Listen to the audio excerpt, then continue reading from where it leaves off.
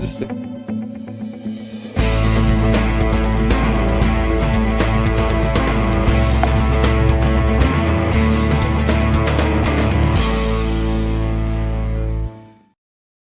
Hi, I'm David with EV World News, talking about electric vehicles, green energy, and the stock markets. And I'm back today with our founder and chief editor, Bill Moore. How's it going today, Bill? Hey, it's going well. Thank you very much for asking. And I think I have my speakers too loud. Do you hear any reverberation? No, not yet. No. Okay. All right, good. Anyways, let's start out. Let's talk about VinFast. VinFast is a company that really has... They've seemed like they got some cool stuff. Like I wanted to see that VF3 in the United States. I just see it in Canada now, even though it's a Vietnamese company. It's not Chinese, but right. I really wanted us to see that because it's $10,000 for something that looks like an electric Suzuki Samurai, right? 90s, and it just seems like that's a really good idea because it's like a two-seater, I think. Anyways. Probably two plus two. That's generally like a Jeep. Yeah. You can sit back there, but it sure isn't comfortable. Yeah, there you go. VinFast enters the ultra luxury EV arena with the Lac Hong line. Now, just looking at the renderings. Now, the renderings, were these stuff that you created, or was this stuff that? Oh no, that's online. That's online. Yeah, you just do a Google search for the images, and these I'm assuming they're probably renderings, but that's what, if that's what comes out, that's I mean, those look really sharp. I mean, they oddly look like Bentleys. Well, yeah, maybe a little bit of Rolls Royce here. This looks like that's the goal. the Bentley and the Rolls Royce SUV right there. Yep. I'll tell you, it seemed kind of cool to ride around in a Rolls Royce SUV, but on the flip side, for $600 grand, I think you could probably spend your money better on something else. Yeah, I would think you'd probably be smarter. Yeah. The only really cool thing it added that I didn't get known is how they could make the ceiling look like stars, like you're outside in the stars. And I'm like, right. I don't know. I mean, it's kind of cool for a minute. It entertained children, that's for sure. Oh yeah, absolutely. Yeah, but anyways, those are sharp looking. And like I'm saying, I'm disappointed. VinFast really hasn't done great sales in the U.S. They've mainly been a California seller. They were talking about opening. I remember us discussing them opening dealerships all over the United States. Not seeing anything happen with that. It just has it. It's a thing where it's an unknown product from a country that we were at war with. My generation. A long time ago, though. Well, yeah, it was a long time ago, but still, there's that lingering. I think how can this primitive country produce high-tech quality? They haven't gotten past the remember the made in Japan was never regarded with any made in Japan. You can't buy that. That's again my generation, the earlier generation. So I don't think they've gotten there. And maybe what they're trying to do with this strategic move, they're still building the other, what they call their consumer line of cars. In fact, it was interesting that they actually have 15 electric vehicle models. Not 15 cars they produce. No, 15 different models. And these are the next two in a series of 3 models in the Lac Hong line. So I think maybe the strategy here is let's build our global reputation for building these luxury, fine, BMW, Mercedes class, right, Rolls-Royce luxury cars, and then we'll have more foothold in people's consciousness. Oh, these guys really build cool, expensive, luxury cars. I'd like one. So maybe I think that might be the strategy at play here. Well, people don't have any problem buying German or Japanese cars. So, no. Again, they've overcome that. Nobody ever considered them to be primitive, though. No. Well, no, but they did until World War II came around, and then they changed their mind. Well, it wasn't much of a car. I mean, you know who was building cars in Japan before the war? Who? Ford Motor Company. Oh, Ford was making cars everywhere, kind of. Well, yeah, exactly. But that was, they were the ones to introduce mass manufacturing of automobiles in Japan. Of course, then others, began to come in and, typically emulate and produce local vehicles. So I think that's kind of the strategy here. Is just, it's a country that has great ambitions, and it'll probably take a little longer than what they'd originally anticipated to get people's confidence up in what they're building and get the name recognition. Yeah, my only thing though, if they're saying they've struggled to gain traction in the U.S. mass market EV segment, where competition is fierce and consumer expectations are high, rather than to treat, they want to get into the category dominated by Rolls-Royce, Mercedes-Maybach, and Lucid. And in this space, craftsmanship, exclusivity, and design identity matter as much as raw performance. But I think when you make the argument you were making against why they're not doing that well in the US, I think it'd be even worse in the luxury segment. Well, they have to produce the cars first. They got to get people out driving them and get a few, how many billionaires do we have in the world now? Get a handful of those billionaires to buy it and start giving testimony on what they think of the car, and we'll see what goes.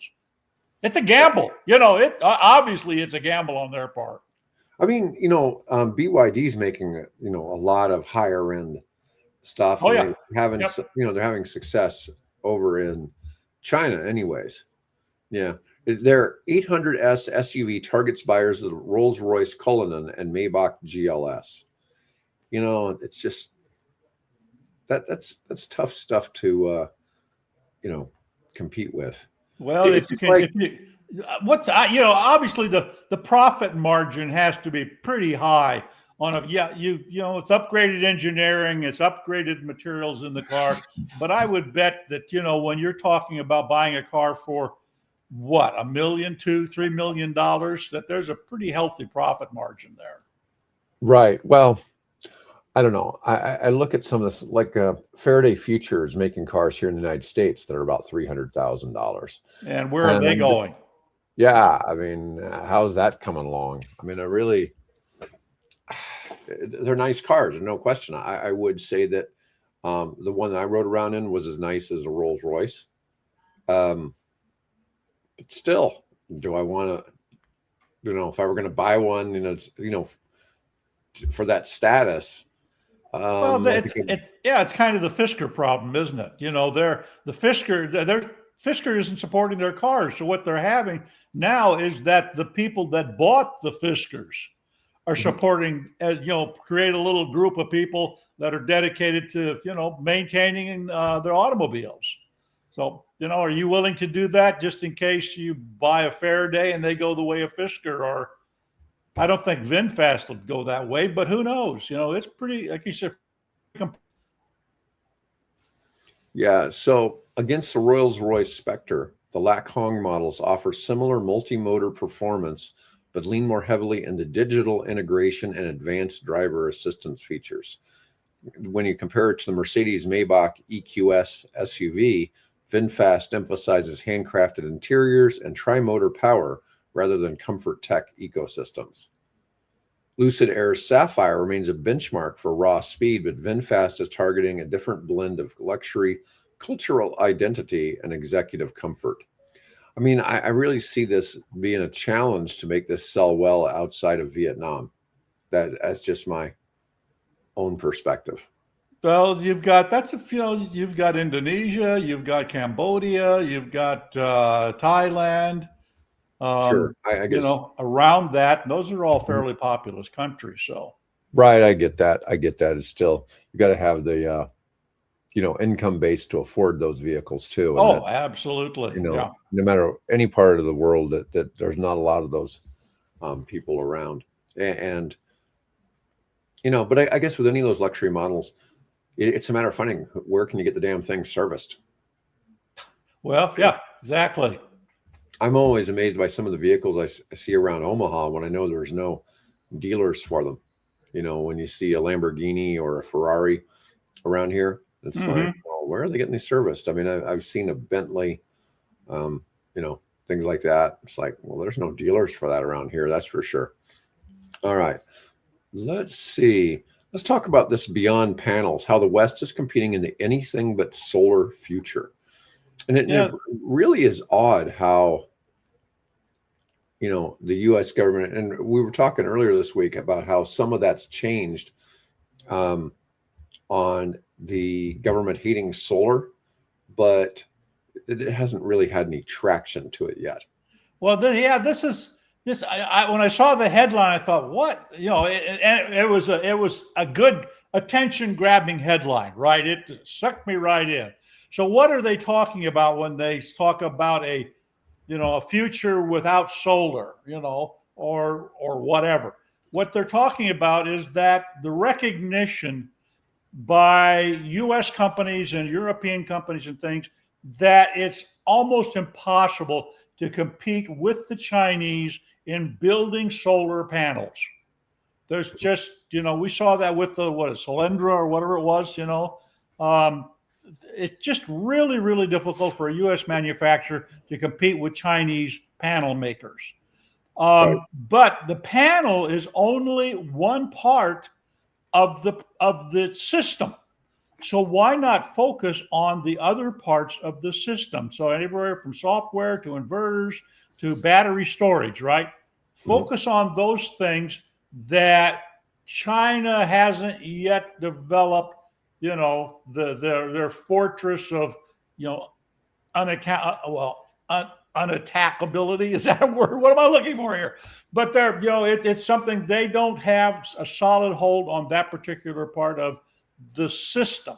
So focus on those things that they don't have a control over.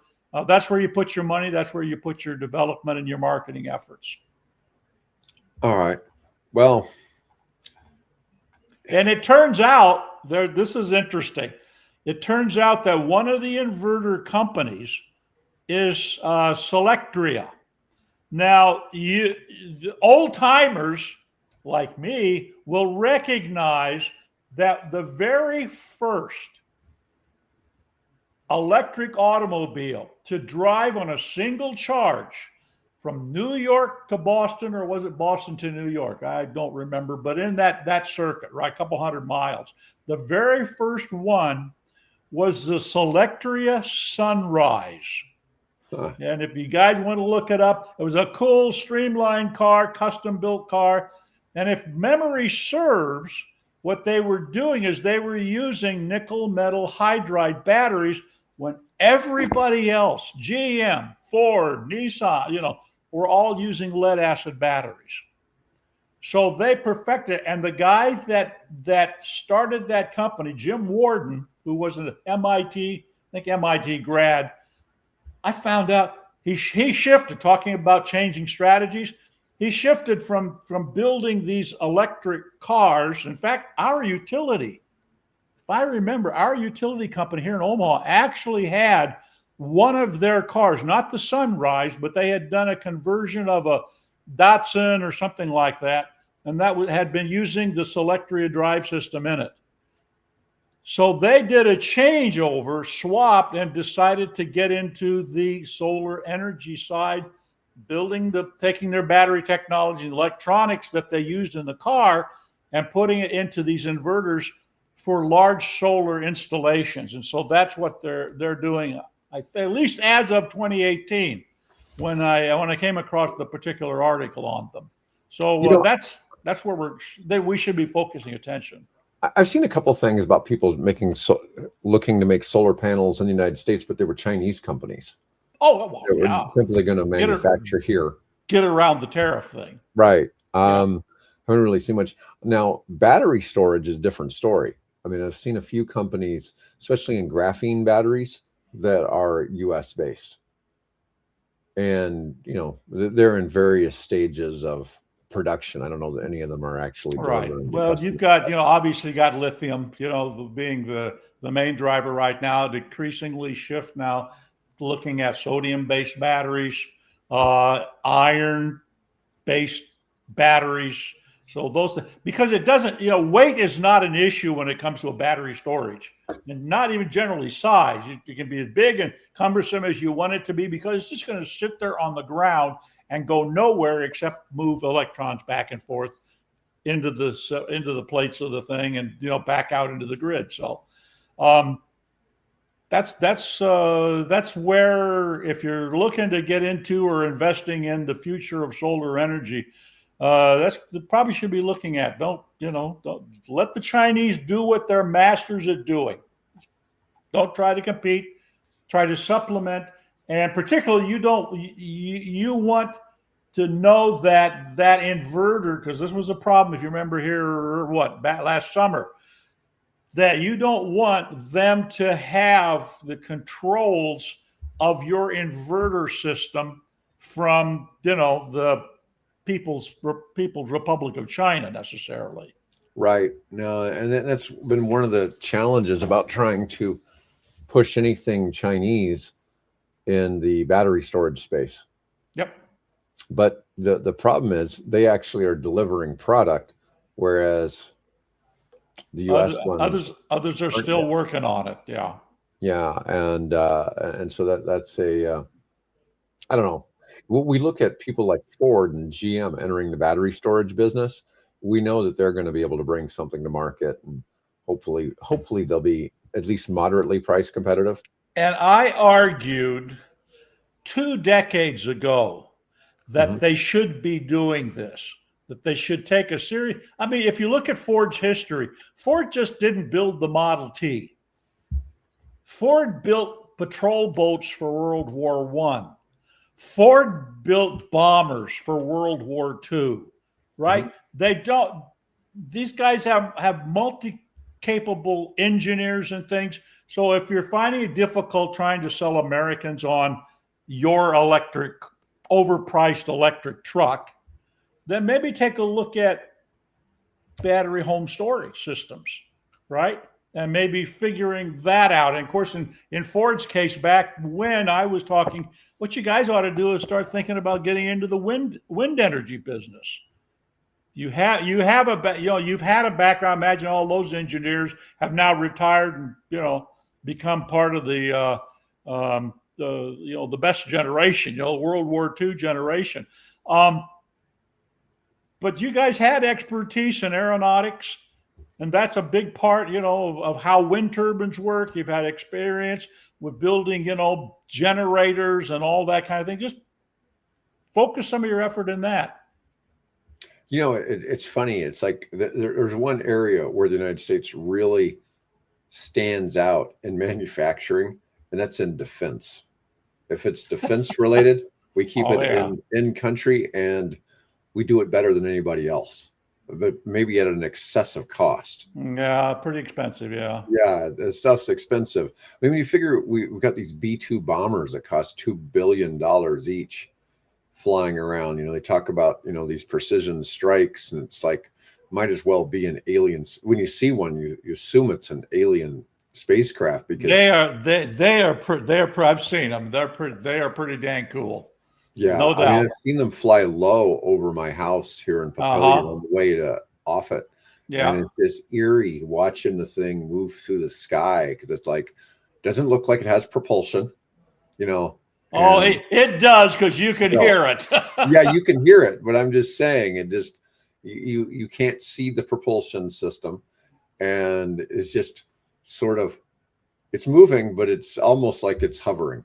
Yeah. And it's just, there are rumors that it does in fact incorporate some anti-gravity technology, but I'm not going to go there. Well, for $2 billion, you'd hope it'd have that, right? Yeah. We were talking before the show about how, about in the Iran war against somebody who's not a Western nation that we're equipping with like F-35s and stuff like that. I mean, they might as well be fighting against space aliens, because the technology gap is so extreme, and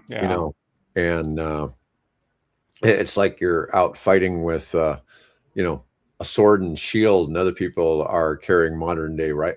Machine guns. Yeah, and it just, Yeah, I just finished a book that was written by a gentleman named Paul Fredrickson that is called My Second Year in the War. He was writing about the Somme offensive of 1916. Mm-hmm. And, the difference between how they used to fight the wars with the equipment they had, and then how they all began to, because the first part of World War I was fought with equipment from 20, 30 years ago. And when the war, they began to lose, and that whole interim period, they began to improve the aircraft, they began to improve the artillery, and that stuff started making its way into onto the Somme front by 1916. So it's interesting. So technology. It's sad that we have to go kill each other to advance technology for the betterment of humanity. So what's crazy though is how many major technology advances came from the American Civil War. If the quality of rifles, artillery, and trains. And the Germans observed how the armies in America fought trench warfare and figured out how to quickly move troops by train. And they used that very well in World War I. They built, according to this book, the Germans built behind their lines, they built small railroad systems to move artillery shells from, wherever they were stored, the depot, to move them, specially built railroad tracks, which I assume were small scale, mine type things, to the front to move the shells. I mean, the innovations of World War I was, of course, the invention of the tank to overcome the trench system, but then the use of this advanced artillery and communication. This is where you had the blimps. I mean, they had balloons in the Civil War, and then they brought the balloons up to be able to do the spotting, but they began to use telephones and things like that to improve communications and things. So, we just got better at figuring out how to kill other people. And then World War II just took it to a ridiculous extreme when they invented jets, helicopters, although they weren't used in combat. But, guided missiles, because the Germans were sinking ships with guided missiles at the end of the war. Yeah. And I think they were if I'm not mistaken, they were wire guided. Some of the they were wire guided. They were like a tow missile. Yeah. Yeah. And it's just hard to fathom that technology existed. And when you think about nuclear weapons, it's really hard to fathom that nuclear weapons have existed for 80 years now. So here's a question for you.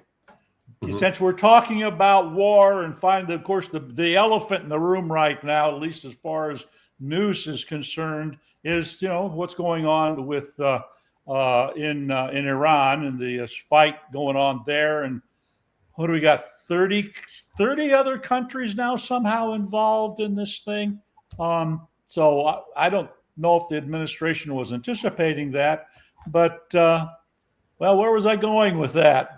Well, the gas prices. Well, I was going to do with the gas prices. So how is this going? How do you think that this is going to impact the sales of electric vehicles now? Well, see, this is one of the things that I think I was talking about with Mike the other day, is that I think one of the things that's actually hurt EV sales is since Trump's become president, gas has become much cheaper again. And so the pain from going to the gas pump when gas is $2 something a gallon versus when it's getting closer to $4 a gallon, and that's in our part of the country, okay, in the middle of the United States, not on the coast. On the coast where it's a couple bucks more, and stuff like that. But people really start to feel the pain, and I think they're going to start feeling that pain again. I suspect gas prices to go closer to $4, here shortly, but. We'll see. Wouldn't surprise me at all. Yeah, I mean, I really expect it to go up, and that'd be about 40% price increase. Yeah, if you follow the movement of shipping, there's a a podcast from a merchant mariner, does this podcast that follows what's going on. And there are maps. You can see the maps of where the ships are located, and how they're getting bottled up outside of the Straits of Hormuz. And those are basically empty, trying to get into the Persian Gulf. And then you got all these ships that are loaded with petroleum, raw crude oil or refined oil or propane or, any of the other liquefied natural gas and so on. And now how those are all being bottled up inside. And so nobody's moving. And the reason nobody's moving is because the marine insurance companies like Lloyd's of London they've canceled all the policies. And so if you want a new policy, you're going to have to pay. It's the transit is something that's a couple $1,000,000 now, depending on what ship it is and size and so on. It's just becoming the cost of buying just the insurance is going to drive up the price of the oil. Yeah, without a doubt. Without a doubt. What's kind of fascinating too, when there was the Iran-Iraq war many years ago, there was issues where Iran had mined part of the Strait of Hormuz and was preventing the export of oil through the straits. There was always the threat that maybe Iran would use submarines or, missiles or whatever. The odd thing is, I think all the ships that are currently been hit, they're being hit by drones. It's drone strikes that are hitting them. And, the U.S. has done a pretty good job of quickly, when a launch site is identified for a missile, they're taking care of it. But the drones sites must be much harder to. Well, because they're little, they fit out. It's like carrying your 12, 15-foot motorboat on the back of your car. You just take the thing, get wherever you think is an ideal location, program it to whatever targets you're going to hit, and fire it away. And then I think they call it shoot and scoot. So they can shoot the thing and then get that hell out of Dodge. So it's very difficult to pinpoint and in time accurately hit these sites. And maybe the drones are too small to be accurately picked up by AWACS and things like that. Oh, that's always possible too. Because have you seen some of the video of inside the factory where they make these things, and they got hundreds of the fuselages of these things? It looks like they're made out of carbon fiber or fiberglass or something, single units. Then you just plug in the motor and electronics, and obviously the warhead gets loaded at some other point. But they've got this thing down to a science in terms of turning these things out by the hundreds. Yeah, I was listening to a podcaster. He kind of identified like the Shahed or the Shahad drones and the ones the U.S. is making that are similar, that they look like flying burritos. And I thought that was pretty funny. Yeah. But anyways, ask listeners, if you have a minute, what do you think is going to happen? Well, are we going to see an increase now in EV sales and maybe a resumption of credits for them? Is that going to change the policy of the federal government at the moment? Well, when the whole Russia-Ukraine thing started, it pushed EV sales. When we had the gas crisis in the 1970s, it pushed the sale of smaller, more efficient, energy efficient cars. So I would suspect we're definitely going to see. I had a company car that was, I think it was a Plymouth station wagon. And when it came time that we had the war broke out in 73, I believe, and I had to get a replacement company car. What did they offer me? The little Ford Mustang II, right? Which was kind of a fancied up Pinto. That's what I got because of the oil crisis. Yeah, the financial equation is much more lopsided in favor of EVs now than it was a few years ago for most buyers. So even without the tax credits, it looks like they're going to become even more economical than they were, based on the fact of how much gas prices. And particularly, apparently you've got a lot of them now coming off of lease, so you can pick up a relatively low mileage Tesla Model 3, which is the most popular, for somewhere in the mid to upper 20s. Yeah. Over something like around 60% of all used EVs on the market are under 30,000 now. Yeah. Yeah. And like I was saying before, I mean, you can pick up in that price range, you can pick up Jaguars, you can pick up, obviously you can pick up Teslas. The other one I was thinking about was, the Audis. The Audi, right. Yeah. Yeah. Yeah. Yeah. And that price range. Well, I picked up my 2022 Bolt with 29,000 miles on it for well below 20. Nice. All right. So Rivian's R2 full lineup is set to have a reveal on March 12th. Yeah, I'm looking forward to that. South by Southwest show in Austin. At least I assume it's in Austin. Usually that show is in Austin. Yeah, that's typically in Austin, yeah. No. Rivian quietly changed the messaging from reveal to meet the full lineup, suggesting more than just the Launch Edition Dual-Motor all-wheel drive. Speculation includes a tri-motor variant, performance-focused model, or formal R2X announcement alongside the base R2. Rivian achieved first full-year positive gross profit in 25 and targets 62,000 to 67,000 deliveries in 26, which would be a 59% year-over-year increase. That's a big jump for a car manufacturer. Yeah. Now, gross profit is still that doesn't. You sold a lot of. You sold a lot of something, but did you make money doing that? Yeah. Right. Anyways, here's something that I found kind of surprising. BYD sales dropped 36% due to Chinese EV competition. I wouldn't have expected that. So their combined January-February sales dropped 36% year over year, while competitors like NIO were up 77%, Zeekr up 84%, and Xiaomi was up 48%. Yeah, so other companies were doing well. BYD's exports exceeded domestic sales for the first time in February as the company has pivoted overseas, cornering 26 to 34% of China's new electric vehicle market new energy vehicle market in 2024-25, but the share is compressing.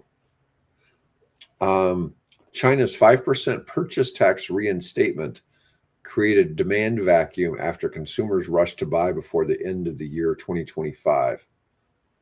BYD has launched the Blade Battery 2.0 and Generation 2 flash charging to counter their competition. We were talking yesterday about BYD has released a 1.36 megawatt, not gigawatt, megawatt charger. And Mike was talking about some of the realistic grid part of it. And part of the argument is, since it adds 250 miles of range in 5 minutes, that it's not going to be used that often. So as a percentage of the time that the charger's sitting there, people are going to charge so fast, they're not just going to, a car's not going to be sitting there for 20 minutes charging. Yeah. So what's going to happen is they're going to be these hits. And I know these charging stations also come with a very large battery pack. And so what's happening is, to discharge that energy, let's say that 80% of the energy for that 1.36 gigawatts is really coming from the battery. And then that battery is then over time, it keeps taking that same stream of energy, let's say at 250 kilowatts or something like that. And it's continuously charging. Then the next guy comes in and it keeps pumping that 250 kilowatts in there, but it pulls all the rest of the 1.36 megawatts or 1,360 kilowatts into the battery or I'm sorry, from the battery into the car. Where'd be the best place to put something like that? Just thinking about it, right? Because most EV owners right now charge at home. Right. So on in large metro areas where you have. I think your real benefit is for rideshare drivers who are having to charge every day. People who are, truck drivers. Then the other thing would be on a place that's kind of a highway destination, like St. Joseph, Missouri, or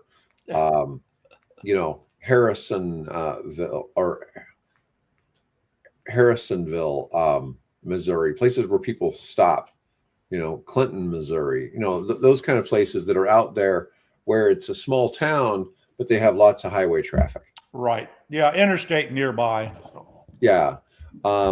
I just don't. Now we were looking at like that Chinese battery swap technology a while back with the Neo. Right. And this is designed to be competitive with that, but still, when you have a 300 kilowatt hour battery, that's not going to charge up in 5 minutes. But realistically, that's still a max of maybe 15. But once again, then you have to be able to continuously have that energy refilling that battery that's dumping the power in really fast into the car. So I saw, where does that power come from? Well, it comes from coal, natural gas. Not necessarily. I saw a story that there is going to be here in the United States, someone is building a solar power array 200 square miles in size in California. Wow. That's California. 200 square miles. Mm-hmm. So where's that power going to go? Well, I'm assuming a whole lot of that's going to go into a battery storage system somewhere to either feed a data center, feed truck stops, whatever.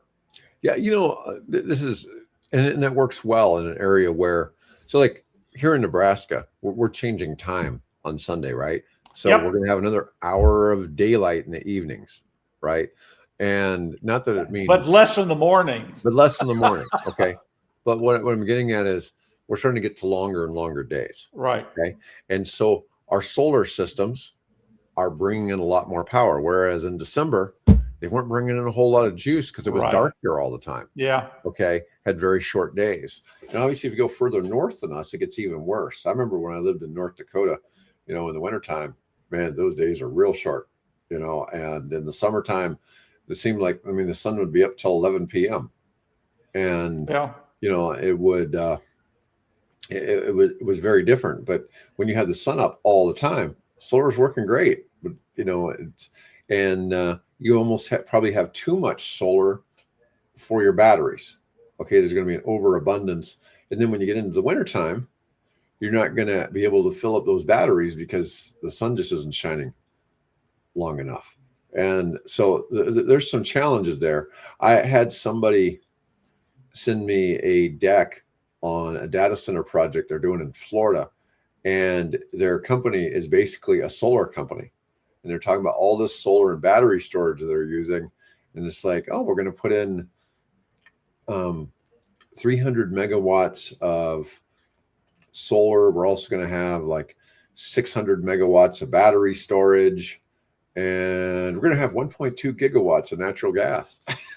Okay. It's like, because you just, even in Florida, you just can't make the solar do everything that you want, right? That you want. But solar's cheaper, Mm-hmm. So it's cheaper. So you should use as much of it as you possibly can. Okay.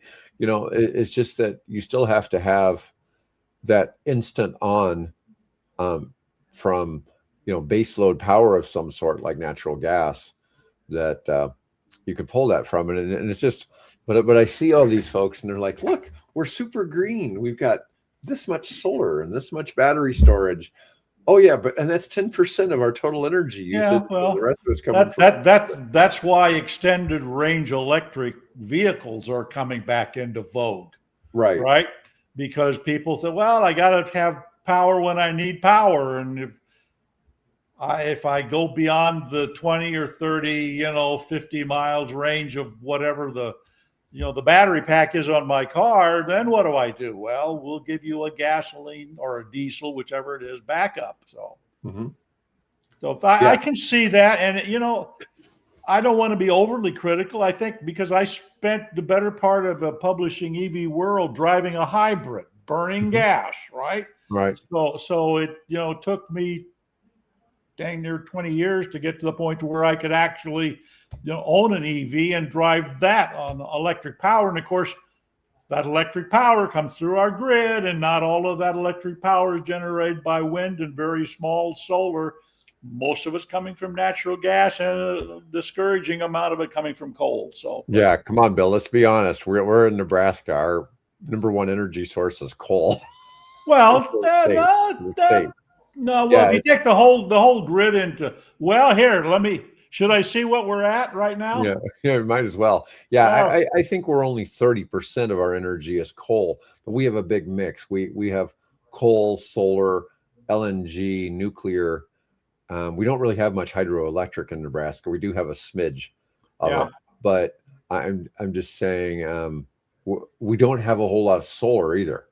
We have it. Very, very surprisingly, most of any renewable comes from wind. So right, and so it's tough, and I see those arguments. I'm all holy smoke! You know where we're at? Where?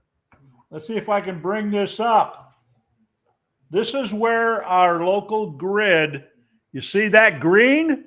Yeah, that's wind. Or wind? No, that's wind. What is that percentage? 68.47. Now, is that specifically for the Omaha Metro, or that is here? I'll show you. This blue is the Southwest Power Grid. Okay. So that's all of the energy that's going into the Southwest Power Grid. 66% of that is coming from wind. So that's north, and I see north. Is that North and South Dakota? It's North Dakota, eastern Wyoming, all the way down through Oklahoma and West Texas into New Mexico. Okay, wow, that's a big area. That's pretty cool to see that's going on right now. Yeah, and it's funny too because the current administration has crapped on wind, and then it's like I guess you haven't been to this part of the country. Yeah. It's one thing you live in, Washington, D.C. or New York or Florida. Come out here where it's windy. We got no shortage of wind power. Yep. Okay. So just to read the others, natural gas is 10.2%. Coal is 10.06%. Nuclear is 5.9%. Solar is 2.2%. So virtually all of our power at the moment, as we're speaking, is coming from wind power. Yep. Yeah. I'm gonna go plug my car in and take advantage of it. Now we should point out that Dave does have solar on his house. Yes. So Dave enjoys sunshine and can speak knows whereof he speaks. So yeah, I mean, I'll tell people all the time, because I'll get people who want to say that such and such type of energy is the answer for everything. And it's like, well, I can give you all the arguments against whatever type of energy you like, because I've heard them all, Oh, sure. We get criticized for praising any kind of energy. And so I've heard all of the negative arguments about everything, and I have a couple of favorites, like the problems with hydroelectric and the problems with geothermal, which always seem like, hey, it's super cheap energy, right? It should be the savior. Yeah, well, cheap is not. I mean, it's nice, but that's not the bottom line, Right? Yeah. Dams break and lava exists. And lava exists. Yeah. Yeah. I had an interesting conversation last night with a couple that are retired from the Air Force. Both of them were Air Force officers. And he was stationed. I said, well, where have you been in the world? He said, well, I've been to Iceland. And it turns out that, he was stationed for 2 or 3 years at Keflavik, which is where the airport is, the international airport that serves, Reykjavik and the rest of the country. That entire country is powered by essentially 2 things: steam coming from the earth and the falling water, gravity from their glaciers and mountain stoves and things like that. The only fossil fuels that everybody has gas cars over there. There are some people with electrics, but most everybody drives gas. So you have the transportation sector, and particularly the marine sector uses petroleum. But as far as powering the lights and the heat and so on in the community, that all comes from renewables. Deep down heat in the earth. In all fairness, Iceland's population is about half of the Omaha metro. Oh yeah, that's just very few people. We're talking like 400,000 people or something like that. We're not talking powering a big population.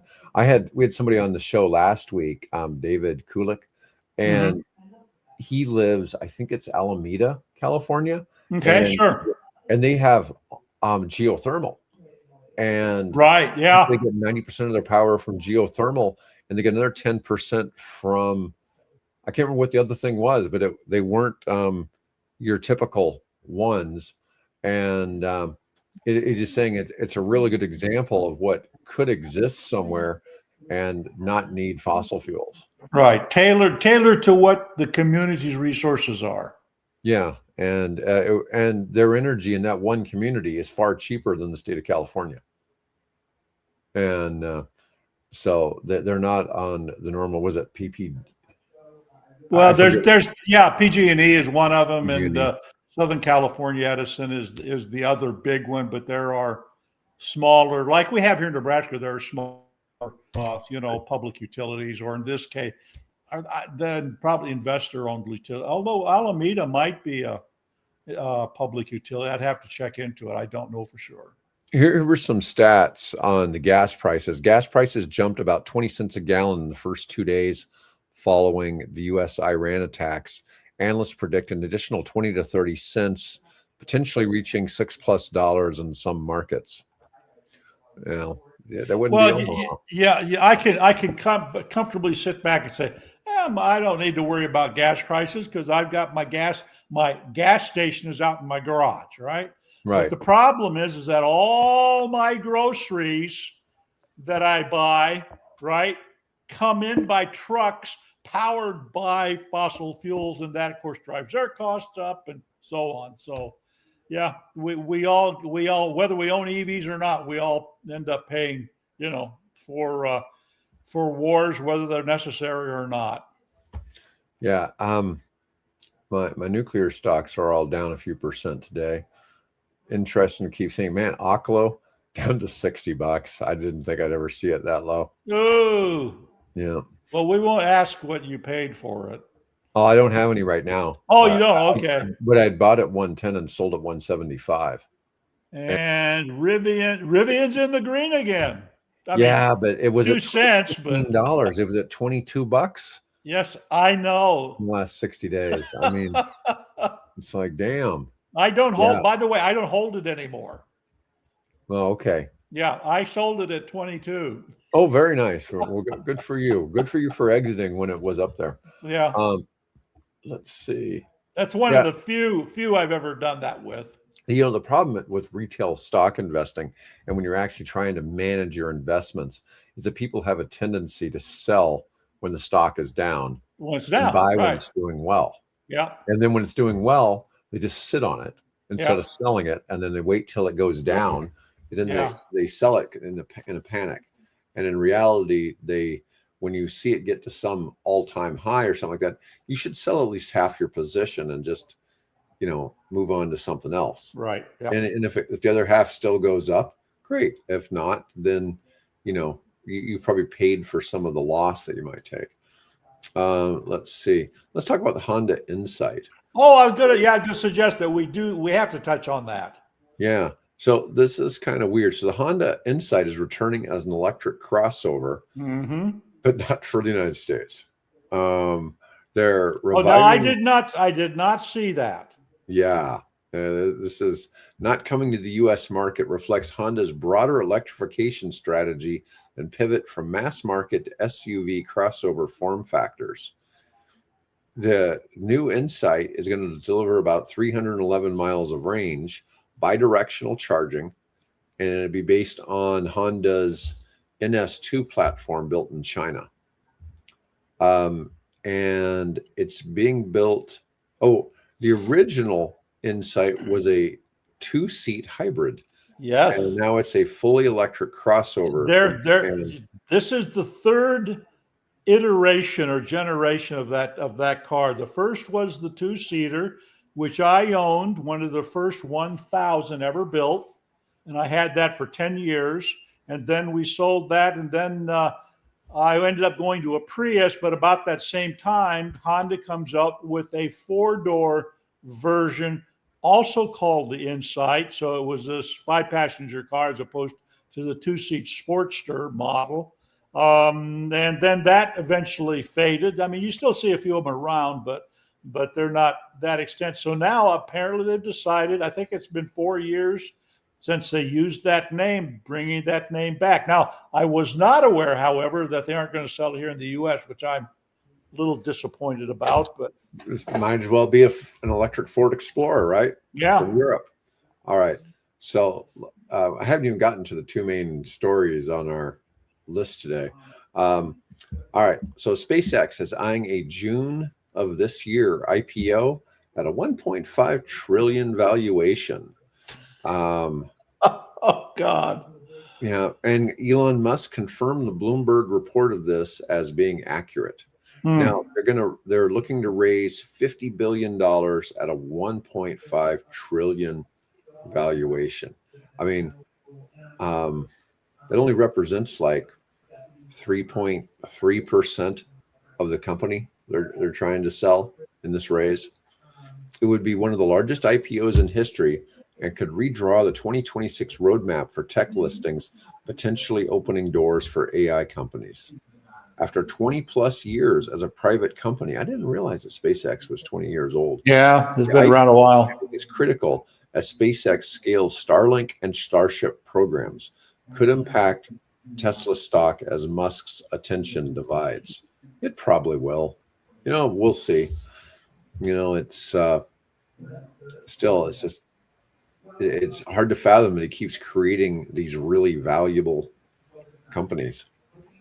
Yeah, what's he doing with the Boring Company? I think there's something I saw about what they've got an agreement now to do some tunneling in Nashville, I believe. Oh, no idea. I don't ever see any news on that topic. Yeah, the Boring Company, yeah. All right, let's see. Our final story, I don't know, I'll get some criticism on this one because whenever I say anything about Aptera, man, the videos get some weird hate from people. It's like, these guys don't know. Where the hell is the car? Damn it. Yeah. Well, it's usually because there's been news that we haven't covered. So we haven't necessarily seen the whole story or how Aptera doesn't need to sell 400,000 cars because they're not really a car. They're a niche thing. They only have to sell 6,000 a year to break even. Oh, well, maybe. I don't know. I mean, I don't know the internal finances of the company. I was at one of the original rollouts of the car in Carlsbad years ago before they went bankrupt the first time. Yeah. One of the great things about manufacturing, things almost always cost a little more than you expected. Oh, well, yeah. So who knows what those are. But Aptera completed the first validation line vehicle at California factory, moving from prototypes to an actual assembly line production. They're targeting 100 cars per day by year end. So that would be like 36,000 cars a year. Yeah. The 3-wheel solar EV promises over 300 miles of range. Remember, it was 400 with solar charging. Raised over 100 million versus crowdfunding. Deliveries promised late 2026. Past delays have raised skepticism, but validation line completion is tangible progress.